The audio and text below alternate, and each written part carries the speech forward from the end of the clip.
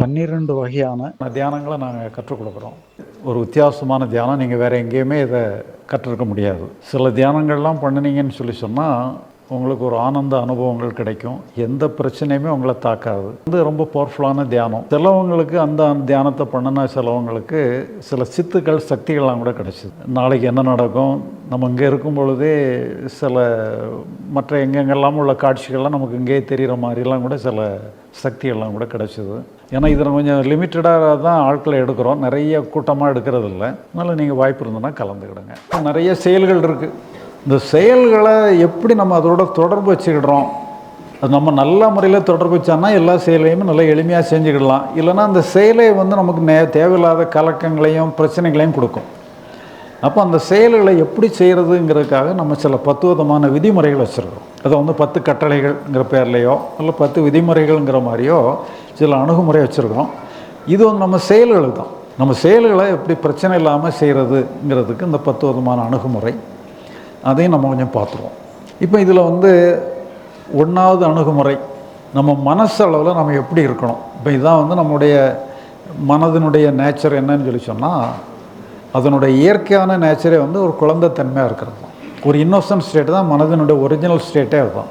பிறகு நம்ம இன்டலெக்ட் அதில் டாமினேட் பண்ணும்பொழுது தான் நம்ம கள்ளங்கபடம்லாம் வந்துடுது. இப்போ மனதினுடைய ஒரிஜினல் ஸ்டேட் எப்போவுமே கள்ளங்கபடம் இல்லாமல் இருக்கிறது. அப்போ அதுதான் நம்ம மனசை பொறுத்தளவு, நம்மளை பொறுத்த அளவில் நம்ம நேச்சுரலாக இருக்கணும். நம்ம இயல்பு எந்த எமோஷனுமே சரி தப்புன்னு சொல்லி போராடாதபடி நாம் நம்மளை மனப்பூர்வமாக ஏற்றுக்கிட்டோம்னு சொன்னால் நீங்கள் பழையபடி அந்த குழந்தை நிலைக்கு போயிடுறீங்க. செயல் அப்படி ஏற்றுக்கிடக்கூடாது. செயல்களில் நீங்கள் அறிஞனாக இருக்கணும்.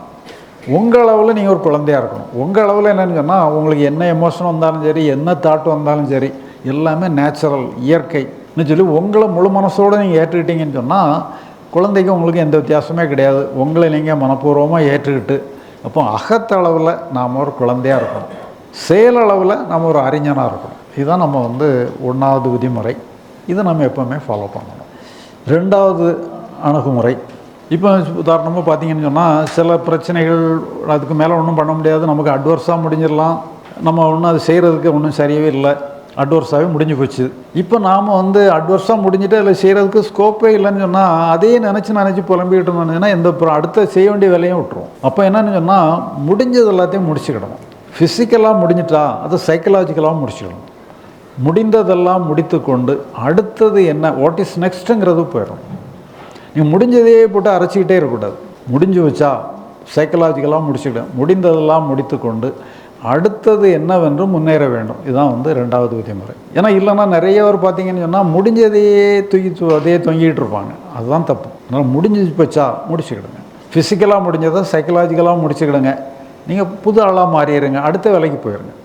வாட் இஸ் நெக்ஸ்ட்டுன்னுட்டு போயிடுங்க. முடிந்ததெல்லாம் முடித்து கொண்டு அடுத்தது என்னவென்று முன்னேற வேண்டும். இதுதான் 2வது அணுகுமுறை. 3வது அணுகுமுறை, இப்போ இது என்னன்னு சொன்னால், இப்போ நீங்கள் அந்த காலங்களில் பார்த்துருப்பீங்க, சிலவங்க இறைவனை நோக்கி தவம் பண்ணார், இறைவன் முன்னால் தோன்றி பக்தா அவனுடைய தவத்துக்கு மெச்சினேன்னு உனக்கு என்ன வரம் வேணும்னு சொல்லி வரம் கொடுக்குற மாதிரிலாம் இருக்கும். இப்போ அந்த வரம் கொடுக்கறது வேறு ஒன்றும் கிடையாது. நீங்களாக ஒரு முடிவு பண்ணுறதும் ஒன்று தான், இறைவனே வரம் கொடுத்தாலும் ஒன்று தான். நீங்கள் என்ன பண்ணணும்னு முடிவு பண்ணிவிடுங்க, என்ன செய்யணும்னு முடிவு பண்ணிவிடுங்க. அது இறைவனே வரம் கொடுத்த மாதிரி. ஏன்னா நீங்கள் எதையாவது ஒரு முடிவு பண்ணிங்கன்னு சொன்னால் அந்த முடிவை நிறைவேற்றுறதுக்கான எனர்ஜி தானாக வந்துடும். அப்போ முடிவு எடுக்கிறது தான் முக்கியம். சரி பார்த்துக்கலாம் நீட்டு விட்டீங்கன்னு சொன்னால் ஒரு எனர்ஜியுமே வராது. நீங்கள் முடிவு எடுத்துருங்க, செய்யணும்னு முடிவெடுங்க, அல்ல செய்ய வேண்டாம்னு முடிவெடுங்க. ஏதாவது ஒரு முடிவு எடுத்திங்கன்னா தான் அந்த முடிவை சப்போர்ட் பண்ணுற மாதிரி எனர்ஜி உங்களுக்கு வரும். நேற்று கூட ஒரு உதாரணம் பார்த்தோம். இப்படி ஒரு பாக்ஸ் இருக்குது, 50 கிலோ ஸ்வீட் இருக்குது, அதை எடுங்கன்னு சொன்னால் 50 கிலோ தூக்குறக்க எனர்ஜி கையில் வந்துடும். இப்போ இதே மாதிரி தான் எந்த செயலாக இருந்தாலும் நீங்கள் முடிவு எடுத்தால் தான் எனர்ஜியே வரும். முடிவே எடுக்க எனர்ஜி வரலன்னா நீங்கள் முடிவு எடுக்கலைன்னு அர்த்தம். அப்போ நம்ம ஏதாவது முடிவு எடுக்கணும். அந்த முடிவு எடுக்கிறது என்னன்னு சொன்னால் ஒரு ஆக்கப்பூர்வமான முடிவாக இருக்கணும், தப்பான முடிவாக இருக்கக்கூடாது. இப்படி ஆயிருமோ அப்படி ஆயிருமோன்னு முடிவு எடுக்கக்கூடாது, ஒரு ஆக்கப்பூர்வமான முடிவு. அப்போ தான் ஆக்கப்பூர்வமான எனர்ஜி வரும். இப்போ இதே மாதிரி தான் அந்த ஒரு தவம் பண்ணி வரம் வாங்குறது மாதிரி என்ன சில இதை காட்டுவாங்க. ஒருத்தர் தவம் பண்ணிக்கிட்டு இருப்பார், யாராவது டிஸ்டர்ப் பண்ணிடுவாங்க. அப்போ அந்த முனிவர் கோவம் வந்துடும், என்னுடைய தவத்தை கலைத்து விட்டாய் பிடி சாபம்னு சொல்லி, நீ நாயா போ பேயா போன்னு சொல்லி சாபம் போட்டுருவார். அது அந்த சாபமும் வேறு ஒன்றும் இல்லை, நாமளே நமக்கு இப்படி ஆயிருமோ அப்படி ஆயிருமோன்னு சொல்லி நெகட்டிவாக நினச்சான்னு சொன்னால் அதுவே நம்ம சாபமாக இருந்து நம்மளை முடக்கி போட்டுரும். அதனால் நம்ம முடக்கி போடுற மாதிரி ஒரு சிந்தனையை நம்ம என்டர்டெயின் பண்ணக்கூடாது. நம்மளை வந்து டெவலப் பண்ணி கூட்டிகிட்டு போகிற மாதிரி சிந்தனையை வச்சுக்கணும் ஒழிய நம்மளை முன்னோக்கி வழி நடத்தி கூட்டிகிட்டு போகணும். நம்மளை முடக்கி போடக்கூடாது. நாம் வந்து நமக்கு விரோதமாக நடந்துரும்னு நினச்சானே நம்மளை முடக்கி போடுற மாதிரி. அதனால் நம்மளை முன்னோக்கி கூட்டிகிட்டு போகிற மாதிரி சிந்தனை நம்ம என்டர்டெயின் பண்ணோன்னு சொன்னால் அது நமக்கு வரமாக இருந்து செயல்படும். அப்போ நம்ம செயல்படும் பொழுது என்னென்னு சொன்னால் எப்போவுமே இதை செய்யணுமா அதை செய்யணுமான்னு சொல்லி நம்ம குழம்பிகிட்டு இருக்கக்கூடாது. ஏதாவது ஒரு முடிவெடுங்க. ஒன்று செய்யணும்னு முடிவெடுங்க, இல்லைன்னா செய்ய வேண்டான்னு முடிவெடுங்க. சில நேரங்களில் செய்யணுங்கிற முடிவும் சரியாக இருக்காது, செய்ய வேண்டான்னு விடுறதுக்கும் சரியாக இருக்காது. அந்த சூழ்நிலை மெச்சூராக இருக்காது. அப்போ அந்த மாதிரி சூழ்நிலை ஒரு 3வது முடிவு, இந்த பிரச்சனையை ஒரு வாரம் 10 நாளைக்கு பெண்டிங்கில் வச்சுருவோம், அதுக்கப்புறம் முடிவு பண்ணிடலாம்னு சொல்லி பெண்டிங்கில் வைங்க. ஏதாவது ஒரு முடிவு. ஆனால் என்னன்னு சொல்லி சொன்னால் ஏதாவது ஒரு முடிவோடு இருக்கணும். இப்போ நீங்கள் செய்யணும்னு முடிவு பண்ணாலும் கூட இன்னொரு மனசு வேண்டாம் வேண்டான்னு சொல்லிக்கிட்டே இருக்கும். அதே மாதிரி நீங்கள் வேண்டான்னு முடிவு பண்ண பிறகு கூட இன்னொரு மனசு வேணும் வேணும் செய்யணும்னு சொல்லிகிட்டு இருக்கும். இப்போ ஏதாவது ஒரு முடிவு எடுத்தீங்கன்னு சொன்னால் மற்ற அதுக்கு எதிரான அணுகுமுறை எல்லாத்தையும் ரிஜெக்ட் பண்ணிடுங்க. செய்யணும்னு முடிவு எடுத்தாங்கன்னா வேண்டாங்கிற முடிவை ரிஜெக்ட் பண்ணிடுங்க. வேண்டான்னு முடிவு எடுத்திங்கன்னா வேணுங்கிற முடிவை ரிஜெக்ட் பண்ணிடுங்க. ஏதாவது ஒரு முடிவு. அப்படின்னா தான் நீங்கள் வந்து எந்த வேலையிலையுமே ஸ்டெடியாக செய்ய முடியும்.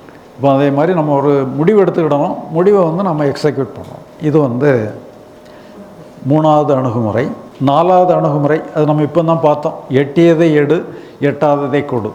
ஏன்னா ஒவ்வொரு செயல்கள்லையுமே எட்டக்கூடிய பகுதியும் கொஞ்சம் தான் இருக்குது, எட்டாவது பகுதி நிறையா இருக்கும்.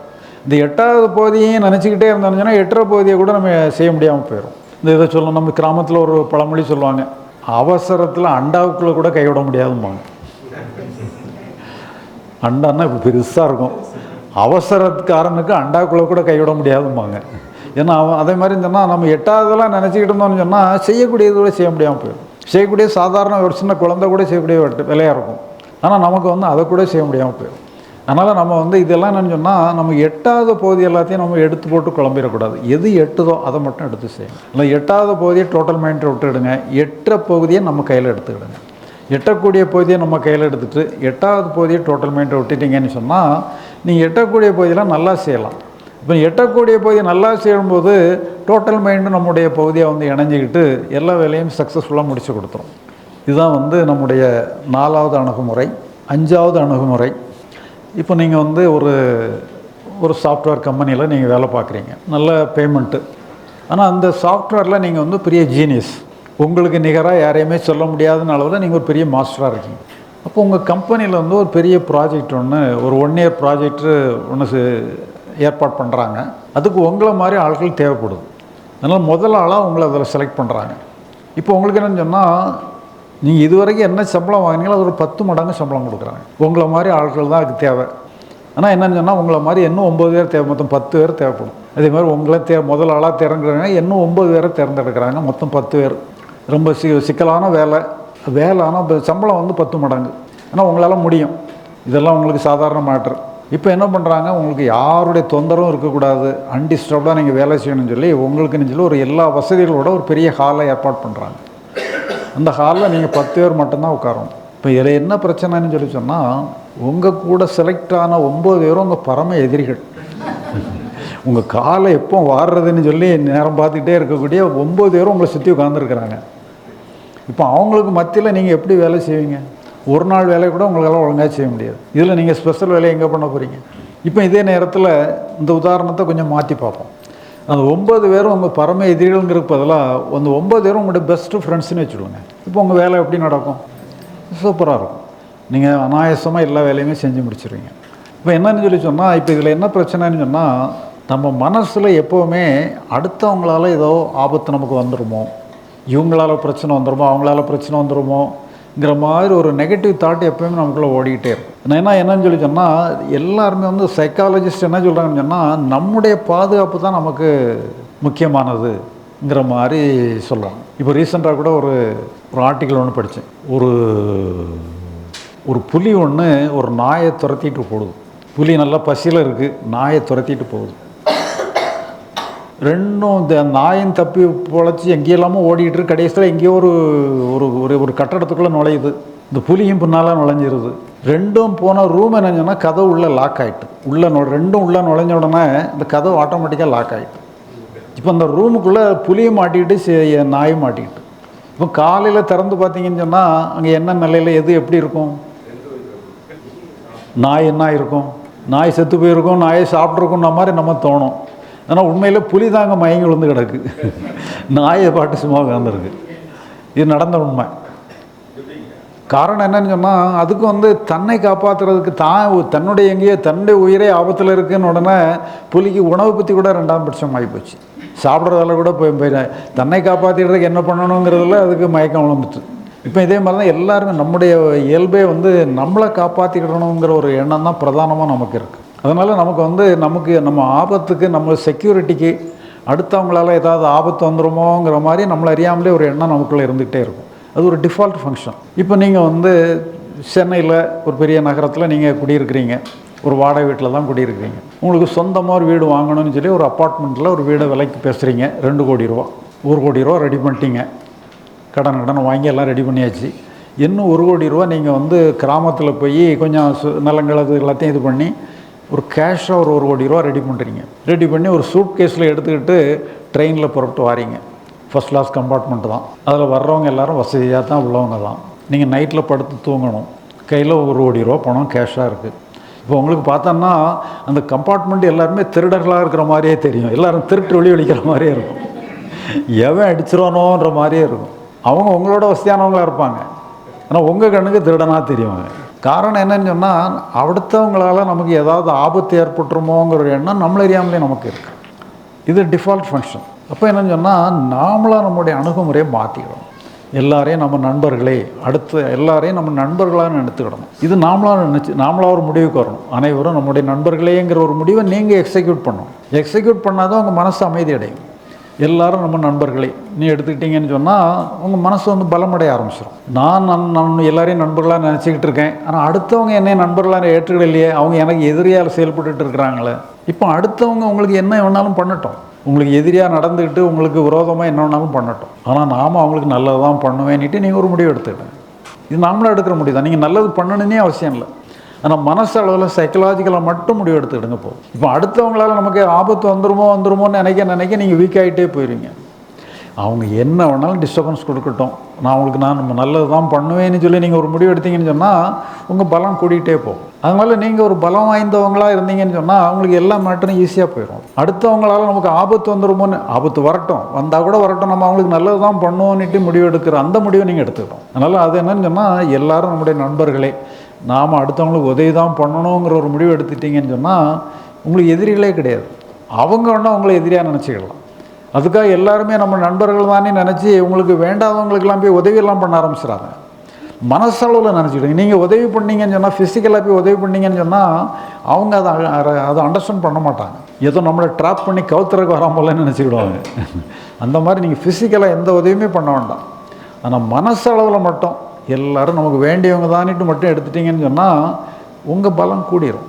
நீங்கள் பலவீனமாக இருந்து செயல்படுறத விட ஒரு பலம் உள்ளவங்களாக இருந்து செயல்படும் பொழுது உங்கள் செயல் எல்லாமே சிறப்பாக இருக்கும். அதனால் எல்லாருமே நம்ம நண்பர்களாக எடுத்துக்கிடணுங்கிறது 5வது அணுகுமுறை. அடுத்தாப்பில் 6வது அணுகுமுறை. ஏன்னா நிறைய ஹேபிட்ஸ் எல்லாம் நம்மளை அறியாமலே நிறைய ஹேபிட்ஸ் இருக்குது. இப்போ உதாரணமாக பார்த்தீங்கன்னு சொன்னால், இப்போ நம்ம மீட்டிங் நடந்துகிட்டு இருக்குது, 1 மணி நேரம் நம்ம மீட்டிங் நடக்குது. நான் சொல்கிறேன், நீங்கள் இந்த 1 மணி நேரமும் நீங்கள் என்ன பண்ணணும்னு சொன்னால், இன்றைக்கி வலது கையை வச்சு வலது தொடையில் தட்டிக்கிட்டே இருக்கணும், இப்படி மென்மையாக தட்டிக்கிட்டே இருங்க, இந்த மீட்டிங் முடிகிற வரைக்கும் தட்டிக்கிட்டே இருங்கன்னுட்டு சொல்கிறேன். நீங்களும் தட்டிக்கிட்டே இருக்கீங்க. இப்போ என்னன்னு சொன்னால், இப்போ அடுத்தாப்பில் வேறு யாராவது மீட்டிங் நடத்தினாலும் கூட இப்போ தட்டிகிட்டே ஆரம்பிச்சிருவீங்க. ஏன்னா நீங்கள் எதையாவது ஒன்று திருப்பி பண்ணும்பொழுது அது ஒரு ஹேபிட்டாக மாறிடும். உங்களை அறியாமலே அன்கான்ஷியஸாக நடக்கும். இதே மாதிரி தான் பாருங்கள், நிறைய பழக்கங்கள். ஸ்மோக் பண்ணுறோம், ட்ரிங்க்ஸ் போடுறோம்.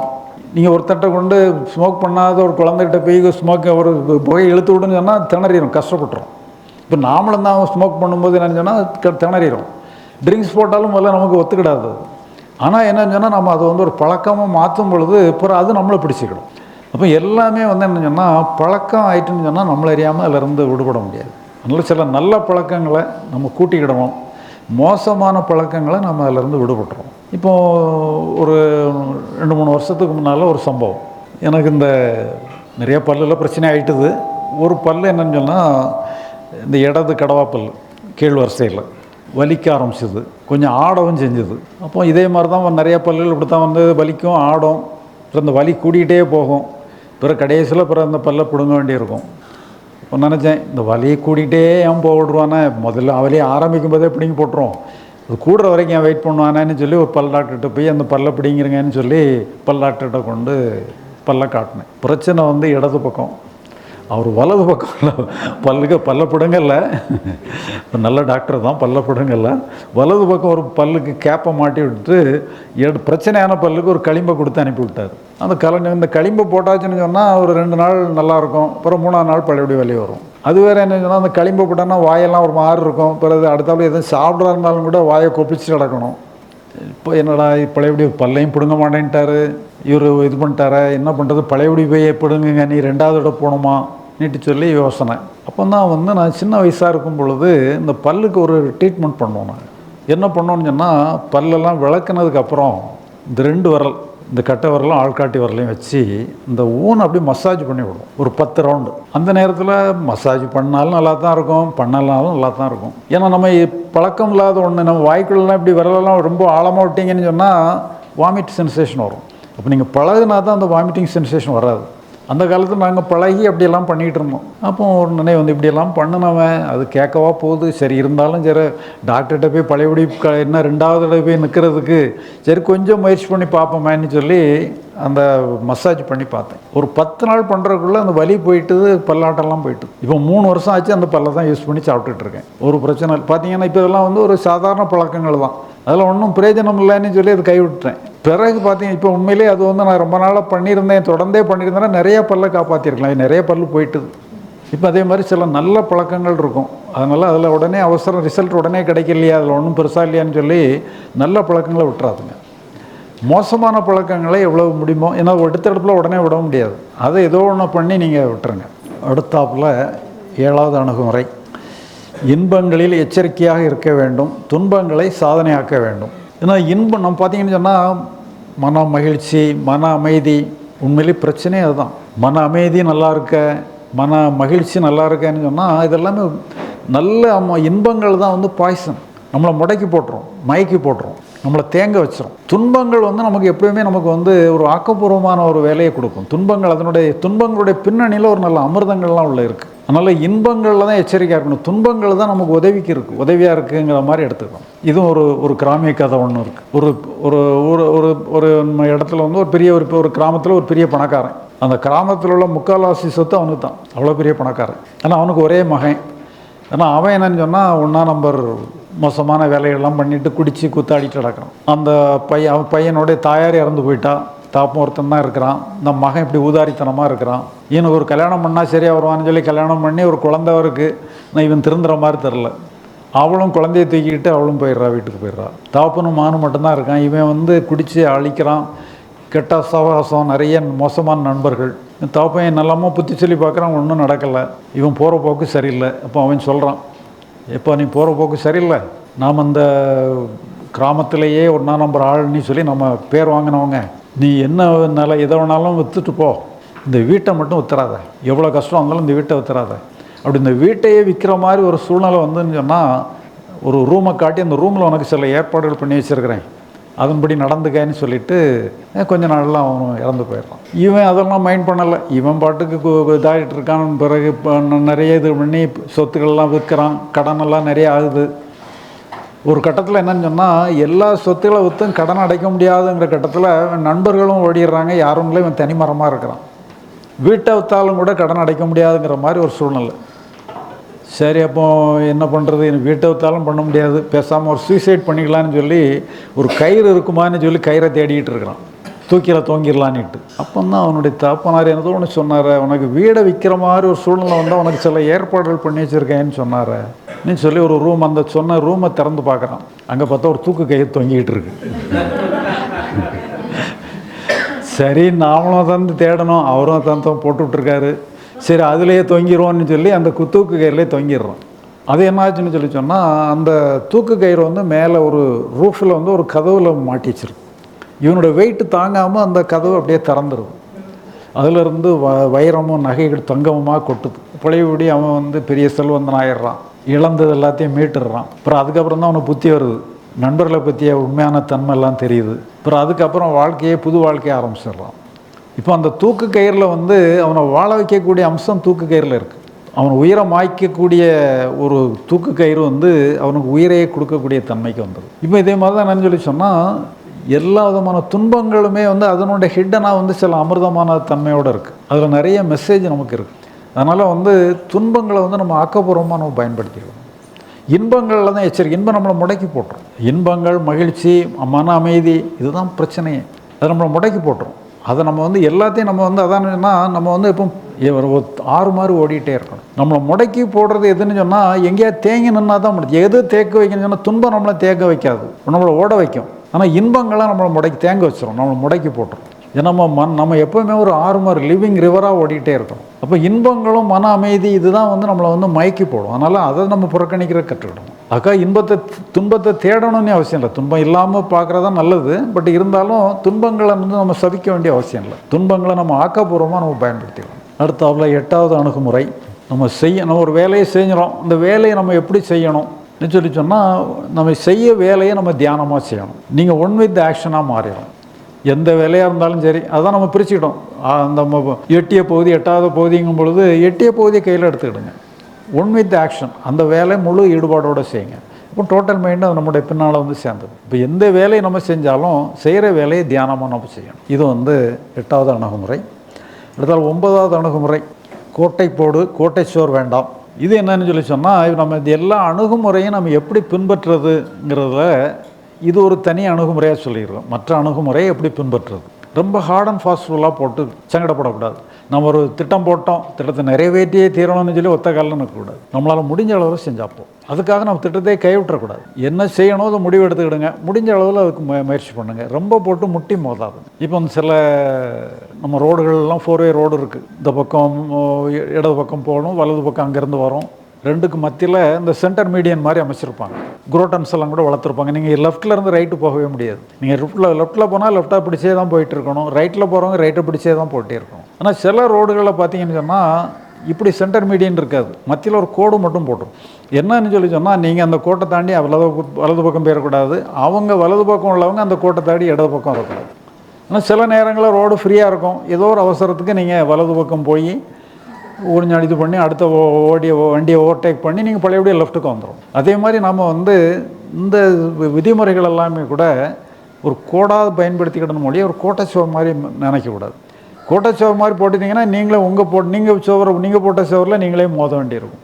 அதனால் அது உங்களை இன்னும் டேமேஜ் பண்ணிடும். அதனால் ஒரு அவசரத்துக்கு நீங்கள் மீறிக்கிடலாம். ஆனால் நீங்கள் அதுக்காக வந்து கோடே இல்லாத ரோடு மாதிரி நடந்துக்க வேண்டாம். உங்கள் கோட்டுக்குள்ளே வந்துடுங்க. அதனால் இந்த விதிமுறையை மீறி கூட நடந்துக்கலாம், விதிமுறைக்குள்ளே வந்துடுங்க. அந்த மாதிரி ஸ்லாக்காக பயன்படுத்திங்க. அதே மாதிரி தான் கோட்டை போடு, கோட்டை சோர் வேண்டாம். இந்த 10வது அணுகுமுறை, இது வந்து நம்ம ஒரு சர்வதேச லெவலில் உள்ள அணுகுமுறை. இது எல்லாருமே இதை நீங்கள் மனப்பூர்வமாக அது என்னன்னு புரிஞ்சுக்கிட வேண்டிய ஒரு கட்டாயம் இதில் இருக்குது. ஏன்னா நம்ம சமுதாயத்தை பார்த்தீங்கன்னு சொன்னால் பணம்னு சொல்லி அடுத்தவங்க பணம் நம்ம கையில் வரணும், நம்ம பணம் யார்கிட்டையும் போயிடக்கூடாது. நமக்கு எவ்வளோ தான் தேவை இருந்தாலும் அது நமக்கு போதுங்கிற மாதிரி இல்லை. ஒருத்தனுக்கு வசிக்கிறதுக்கு ஒரு வீடு போதும், 20 வீடு வச்சுருக்குறாங்க. இன்னும் கொஞ்சம் நிலம் போதும், ஏக்கர் கணக்கில் வச்சுருக்குறாங்க. இதெல்லாம் தேவையே கிடையாது. நம்ம வந்து எல்லாத்தையும் பெருக்கி நாமளே வச்சுக்கிடணுங்கிற மாதிரி ஒரு சூழ்நிலை வந்து நம்மளை அறியாமலே, ஏன்னா நமக்கு பாதுகாப்பு இல்லை, நம்மளை தான் நாமளை காப்பாற்றிக்கிடணுங்கிற மாதிரி ஒரு டெம்பர்மெண்ட் இருக்குது. அதனால் நாம் என்னென்னு சொன்னால் நம்மளை பாதுகாத்துக்கணுங்கிற ஒரு எண்ணம் நமக்கு இருக்குது. அதனால் நிறைய பார்த்திங்கன்னா அடுத்தவங்களை ஏமாத்துறது, லஞ்சம் வாங்குறது, பணிகள்லேருந்து நிறைய பாருங்கள் பேப்பர்களில் பார்த்தீங்கன்னு சொன்னால் லஞ்சம் வாங்குறது சர்வசாதாரணமாக நடக்கும். லஞ்சம் கொடுக்காமல் எந்த வேலையுமே நடக்காது. யாரோ ஒருத்தர் பிடிபட்டான்னு சொன்னால் ஏதோ அப்பாவி பிடிபட்டாங்கிற மாதிரி தான் இருக்குது வழியா, எல்லோரும் வாங்குறாங்க, யாரோ ஒருத்தர் பிடிபடுறாங்க. இதே மாதிரி இந்த இதில் சொல்லுவாங்க, இந்த ஒரு அந்த காலத்து கதை மாதிரி ஒன்று சொல்லுவாங்க. அந்த காலத்தில் வந்து இந்த சென்னையில் எக்மோரில் மட்டும்தான் ரயில்வே ஸ்டேஷன் இருந்தது. அப்போ வந்து நம்ம இந்த சவுத் இந்தியா இங்கே வர்றதுக்கு, நம்ம வந்து சவுத்தில் வர்றதுக்கு எக்மோரில் ஒருத்தர் ட்ரெயினில் ஏறி இருக்கிறார். அப்போ பிளாட்ஃபார்மில் இருந்து ஒருத்தன் சென்ட் பாட்டில் விற்றுருக்கிறான். என்ன சொல்லியிருக்கிறான்னு சொன்னால் அந்த சென்ட் பாட்டில் வந்து ரொம்ப விசேஷமானது, இம்போர்ட்டட், இது 500 ரூபான்னு சொல்லியிருக்கிறான். கடைசியில் எல்லாருமே பேரம் பேசி அவன் அப்படி இப்படின்னு குறைச்சி கடைசியில் 500 ரூபா பாட்டில் கடைசியில் 1 ரூபான்னு பேரம் பேசி முடிச்சிருக்கிறாங்க. கடைசியில் என்னன்னு சொல்லி சொன்னால் அதுக்குள்ளே பேரம் பேசி முடிக்கிறதுக்குள்ளே 1 ரூபான்னு பேரம் பேசி முடிக்கிறதுக்குள்ளே ட்ரெயின் மூவ் ஆரம்பிச்சிட்டு அந்த வாங்க பிடிங்கன்னு சொல்லி சென்ட் பாட்டில் உள்ள கொடுத்துட்டான். அவர் பணத்தை கொடுக்காமல் இருக்கிறாரு. அப்போ அவன் என்ன சொல்கிறான்னு சொன்னால் காயினை எடுத்து, அப்போ 1 ரூபா காயின் எடுத்து ஜன்னல் வழியே போட்டிருங்க, நான் எடுத்துக்கிட்டேங்கிறான். இவரும் அவசரத்தில் காயின் எடுத்து போடுறாரு. அது போட்டோன்னா ஒரு காலனா அதாவது ₹1 வந்து 16ல் 1 தான் ஒரு காலனாங்கிறது. அவன் சரி ₹1 முடிச்சு ₹500 சொன்ன பாட்டில் ₹1 முடிச்சாச்சு. பிறகு பார்த்தா காலனா தான் அவனுக்கு வந்து சேருது. அப்புறம் அவன் எடுத்து பார்த்துட்டு சரி கொண்ட முதலுக்கு நஷ்டம் இல்லைன்னு சொல்லி பாக்கெட்டில் போடுறான். பார்த்தீங்கன்னு சொன்னால் காலனா பொருள், அதனுடைய அசல் விலை வந்து காலனா தான், அதுக்கு ₹500 விலை வச்சுருக்கிறான். இப்படி உலகம் அப்படி தான் நடக்குது. இது நமக்கு ஒரு சாம்பிள். இப்போ இதெல்லாம் பார்த்தீங்கன்னு சொன்னால் யாரெல்லாமோ இது பண்ணி நமக்கு தேவைக்கு அதிகமாக எல்லா வசதியும் இருக்குது. இல்லாததுன்னுட்டு சொல்ல ஒன்றுமே கிடையாது, எல்லா வசதியும் இருக்குது. ஆனால் நிறையா பார்த்தீங்கன்னா நிறையா ஒரு பட்டினி கிடக்குறாங்க, வசதி இல்லாமல் வாழ்கிறாங்க, தெருவில் வசிக்கிறவங்க எத்தனை பேர் இருக்கிறாங்க. இப்போ இதில் தான் என்னென்னு சொல்லி சொன்னால், அதான் நம்ம இந்த அணுகுமுறையை நம்ம சொல்கிறோம், ஹேண்ட் ஓவர் தி காமன் வால்னு சொல்கிறோம். இது என்ன அர்த்தம்னு சொல்லி சொன்னால், இப்போ ஒரு நாட்டுக்கு ஒரு நாடு இடையில இப்போ எந்த நாட்டும் அந்த காலத்தில் என்னன்னு சொன்னால் ஒரு நாடை கைப்பற்றுறதுங்கிறது ஒரு வீரப்பிரதாபமாக எடுத்துக்கிடுவாங்க. இப்போ இந்தியானே ஒரு நாடு அந்த காலத்தில் கிடையாது. இப்போ சேரன் சோழன் பாண்டியன்கிற மாதிரி இருப்பாங்க. ஒரு நாடு கைப்பற்றுறதை வந்து வீரப்பிரதாபமாக எடுப்பாங்க. கலிங்கம் வென்றான், கடாரம் கொண்டான் நீட்டெல்லாம் சொல்லி பரணி பாடுவாங்க. இப்போ நாம் வந்து ஒரு சின்ன நாடுன்னு சொல்லி ஒரு நாடை கைப்பற்றுவோன்னு வச்சுக்கிடுங்க, பாகிஸ்தானோ இலங்கையோ திடீர்னு ரெடாலடி அடித்து கைப்பற்றி நம்ம நாட்டோடு இணைச்சிக்கிட்டோன்னு சொன்னால் யாராவது பாராட்டுவாங்களா? உனக்கு எதுக்கப்பா அந்த வம்பு, அவன் நாட்டை அவன்ட்டு போகிறான், உன் நாட்டை நீ ஆண்டா போதாதான்ற மாதிரி தான் உலக ட்ரெண்டே அப்படி தான் இருக்குது. யாரையுமே கைப்பற்றுறது, யாரோடையும் போர் தொடுக்கிறது வந்து யாருமே அட்வைஸ் பண்ணலை. இப்போ நம்ம ட்ரெண்டே மாறி போயிட்டுது. ஆனால் இப்போவும் நம்ம வந்து மிலிட்ரியை வச்சுக்கிட்டு இருக்கோம், மிலிட்ரியை வச்சு செலவு பண்ணிகிட்டு இருக்கோம். எல்லையில் வந்து இன்னும் போராட்டம் நடந்துகிட்டு இருக்குது. இப்போவும் தேவையில்லாத போர்கள்லாம் நடந்துகிட்டு இருக்கு. இப்போ எல்லாமே ஒரு மீனிங்லெஸ்ஸான அர்த்தம் இல்லாத போராக நடந்து, ஒரு ஐநா சபைன்னு சொல்லி ஒன்று அமைச்சாலும் கூட அதெல்லாம் நிர்வாகம் பண்ணக்கூடிய ஒரு ஆற்றல் இல்லாமல் தான் இருக்குது. இப்போ நாம் என்ன சொல்ல வரோம்னு சொன்னால், இந்த பார்டர் எல்லை எல்லா நாட்டுக்கும் இடையில ஒரு எல்லை இருக்குது. இந்த எல்லையை பாதுகாக்கிற வேலையை சொல்லிக்கிட்டே நிறைய ஒரு இராணுவத்தை கொண்டு குவிக்கிறதுங்கிற மாதிரி ஆயிடும். இந்த எல்லையை பாதுகாக்கிற வேலையை வந்து ஐநா சபை இந்த மாதிரி காமன் இன்ஸ்டிடியூஷன் ஒப்படைச்சிருங்க. எல்லையை யாருமே காப்பாற்ற வேண்டாம். எல்லையை காப்பாற்றுற வேலை ஐநா சபையை சேர்ந்தது. எல்லையை காப்பாற்றுற வேலை இல்லைன்னு சொன்னால் நமக்கு என்ன வேலை? இராணுவத்துக்கே வேலை கிடையாது. இந்த எல்லைங்கிற பேரை சொல்லி தான் இராணுவத்தையே வச்சுக்கிட்டு இருக்கிறோம். அப்போ இந்த இராணுவத்தை எல்லாத்தையும் நம்ம வந்து கலைக்கணுமான்னு பார்த்தான்னு சொன்னால், இந்த டிஸ்ட்ரக்டிவாக இருக்கக்கூடிய ஆர்மியை வந்து நம்ம கன்ஸ்ட்ரக்டிவாக மாற்றிடுறோம். எல்லா வேலைக்குமே இராணுவத்தையே பயன்படுத்திட்டா போதும். யாருமே உழைக்க தேவையில்லை. யார் இப்போ யாருக்கு நமக்கு என்ன தேவை? சாப்பிட்றதுக்கு உணவு தேவை, தங்குறதுக்கு இடம் தேவை, உடுக்கிறதுக்கு துணி தேவை, எல்லாம் நமக்கு என்னென்ன தேவையோ அதெல்லாமே இராணுவமே நமக்கு கொடுக்கும்போது உழைக்கிற வேலையெல்லாம் இராணுவமே பார்த்துக்கணும். நாம் யாருமே உழைக்க தேவையில்லை. நம்ம எதுக்கு உழைக்கணும்? நமக்கு என்ன தேவையோ அதை கொடுக்கறது எல்லாமே இலவசமாக கிடைக்கும். என்னன்னு சொன்னால், நாமளுமே ஒரு 5 வருஷம் இராணுவத்தில் நம்ம இருந்து வேலை செஞ்சுட்டா போதும். 5 வருஷம் உழைச்சா போதும். ரொம்ப நம்ம லைஃப் லாங்காக வந்து நான் 60 வயசு வரைக்கும் உழைப்பேன் நீட்டெல்லாம் சொல்லிட்டுலாம் அடைக்க வேண்டியதில்லை. ஒவ்வொருத்தரும் 5 வருஷம் உழைச்சா போதும். ஏன்னா இராணுவத்தின் வந்து இப்போ நம்ம வந்து ஒரு இராணுவத்தில் ஒரு இராணுவ வீரர் வந்து 10 பேர் வேலையை செய்ய முடியும். அந்த அளவுக்கு ஆற்றல் உள்ளவங்களாக இருப்பான். எல்லா வேலைகளுமே கன்ஸ்ட்ரக்டிவாக, அந்த ஆர்மியை அப்படியே கன்ஸ்ட்ரக்டிவாக மாற்றிட்டா போதும். அதனால் அதுக்கு என்னன்னா முதல்ல ஒரு ஆரம்ப இது என்னன்னு சொல்லி சொன்னால், அந்த பார்டர் லைனை மட்டும் முதல்ல ஒரு காமனாக பொது நிர்வாகத்திட்ட விட்டுட்டோம்னு சொன்னால் நம்ம இராணுவத்தினுடைய தேவையே இல்லாமல் போய், இதுதான் வந்து நம்ம வந்து 10வது அணுகுமுறையாக நம்ம சொல்கிறோம்.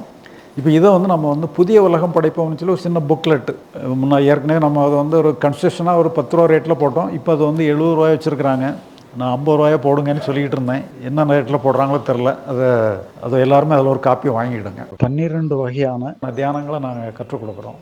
ஒரு வித்தியாசமான தியானம் நீங்கள் வேறு எங்கேயுமே இதை கற்றுருக்க முடியாது. சில தியானங்கள்லாம் பண்ணினீங்கன்னு சொல்லி சொன்னால் உங்களுக்கு ஒரு ஆனந்த அனுபவங்கள் கிடைக்கும். எந்த பிரச்சனையுமே உங்களை தாக்காது. வந்து ரொம்ப பவர்ஃபுல்லான தியானம். சிலவங்களுக்கு அந்த தியானத்தை பண்ணினா சிலவங்களுக்கு சில சித்துக்கள் சக்திகள்லாம் கூட கிடைச்சிது. நாளைக்கு என்ன நடக்கும், நம்ம இங்கே இருக்கும் பொழுதே சில மற்ற எங்கெங்கெல்லாம் உள்ள காட்சிகள்லாம் நமக்கு இங்கே தெரிகிற மாதிரிலாம் கூட சில சக்திகள்லாம் கூட கிடைச்சிது. ஏன்னா இதில் கொஞ்சம் லிமிட்டடாக தான் ஆட்களை எடுக்கிறோம், நிறைய கூட்டமாக எடுக்கிறது இல்லை. அதனால் நீங்கள் வாய்ப்பு இருந்ததுன்னா கலந்துக்கிடுங்க.